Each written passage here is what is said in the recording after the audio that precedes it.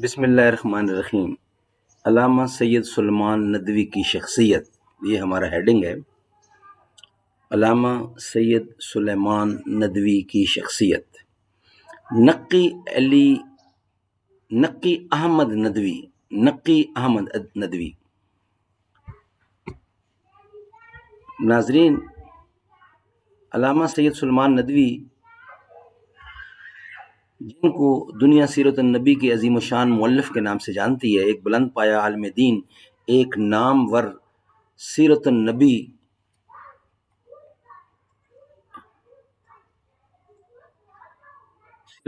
کے عظیم الشان مؤلف کے نام سے دنیا جانتی ہے، ایک بلند پایہ عالم دین، ایک نامور سیرت نگار، ایک بہترین مورخ، ایک عظیم محقق، ایک بے مثال نقاد کے ساتھ ساتھ ایک صاحب طرز ادیب اور شاعر تھے۔ دارالعلوم ندوہ کے بانیوں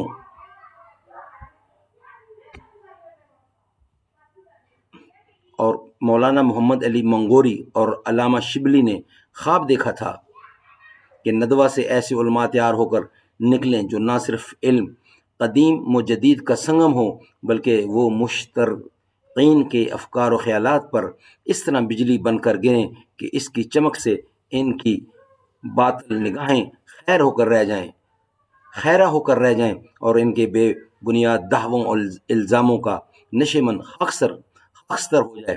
اور یہی کام علامہ سید سلیمان ندوی نے کر دکھایا۔ علامہ شبلی نے ایک بار کہا تھا کہ لوگ پوچھتے ہیں کہ ندوہ نے کیا کیا؟ سید سلیمان ندوی کو پیدا کیا، یہی کافی ہے۔ اس میں کوئی شک نہیں کہ علامہ سید سلیمان ندوی گلشن ندوہ کے ایک ایسے گل سرسبز ہیں جن کو تمام فرقے اور مسالک اپنا عالم دین تصور کرنے میں فخر محسوس کرتے ہیں۔ علامہ سید سلیمان ندوی بہار کے مردم خیز گاؤں دل سنا، یہ پہلے بھی ہم بتا چکے ہیں، پہلے کلیئر نہیں تھا، یہاں انہوں نے کلیئر لکھا ہے، دلیسنا نہیں ہے، دل سنا میں 1884 کو پیدا ہوئے۔ آپ کا گھرانہ ایک علمی اور دینی گھرانہ تھا۔ آپ کے والد صاحب کا نام ابو الحسن تھا۔ کچھ دنوں تک اپنے گاؤں میں تعلیم حاصل کرنے کے بعد آپ دربھنگہ چلے گئے اور وہاں تعلیم حاصل کی۔ پھر ہندوستان کے مشہور ادارت دارالعلوم ندوۃ العلماء میں 1901 میں داخلہ لے لیا اور 5 سال تک وہاں تعلیم حاصل کی۔ یہ وہ دور تھا جب علامہ شبلی ندوہ میں اپنے نئے نصاب تعلیم کا تجربہ کر رہے تھے۔ چنانچہ علامہ شبلی کی تعلیم و تربیت نے علامہ سید سلیمان ندوی کی شخصیت کی تعمیر و ترقی میں ایک اہم رول ادا کیا۔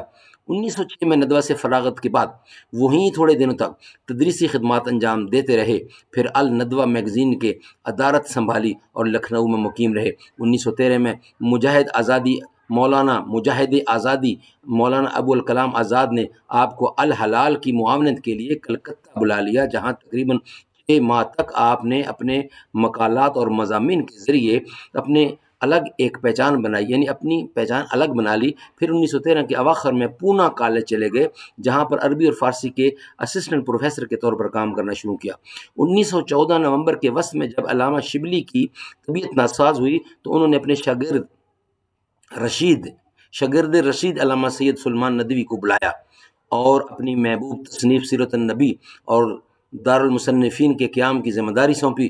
چنانچہ آپ پونا چھوڑ کر اعظم گڑھ منتقل ہو گئے اور پھر اگلے 30 برس تک اپنے استاد گرامی کے ادھورے خوابوں کی تکمیل میں مصروف رہے۔ 1920 میں مولانا محمد علی جوہر کی قیادت میں مجلس خلافت کے وفد کے ساتھ انگلستان کا سفر کیا اور وہاں قیام کے دوران انگریزی علمی ذخائر سے بھرپور استفادہ کیا۔ 1924 میں سلطان عبدالعزیز آل سعود نے شریف حسین کو شکست دے کر جب حجاز فتح کر لیا تو دونوں نے ہندوستان کی مجلس خلافت کی طرف ہاتھ بڑھایا۔ چنانچہ علامہ سید سلیمان ندوی کی قیادت میں حجاز ایک وفد گیا، مگر مسالت کی ساری کوشش ناکام رہی۔ علامہ نے 1933 میں کابل کے بادشاہ نادر شاہ کی دعوت پر علامہ اقبال اور سر راس مسعود کے ساتھ افغانستان کا تعلیمی سفر کیا۔ ناظرین، یہ انشاءاللہ ہمارا چل رہا ہے۔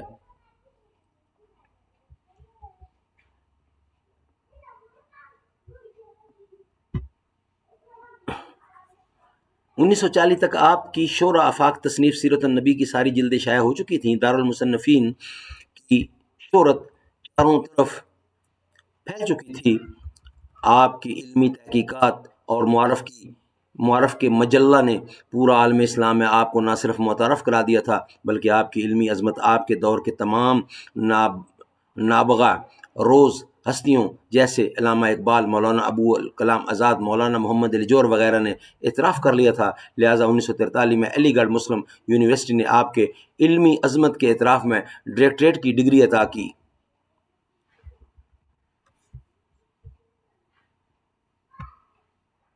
ناظرین، ان کا کچھ حصہ رہتا ہے، وہ انشاءاللہ آپ کی خدمت میں ہم نیکسٹ ویلاگ میں پیش کریں گے، کیونکہ زیادہ بھی پھر ہماری سسٹم اس کو اٹھاتا نہیں ہے.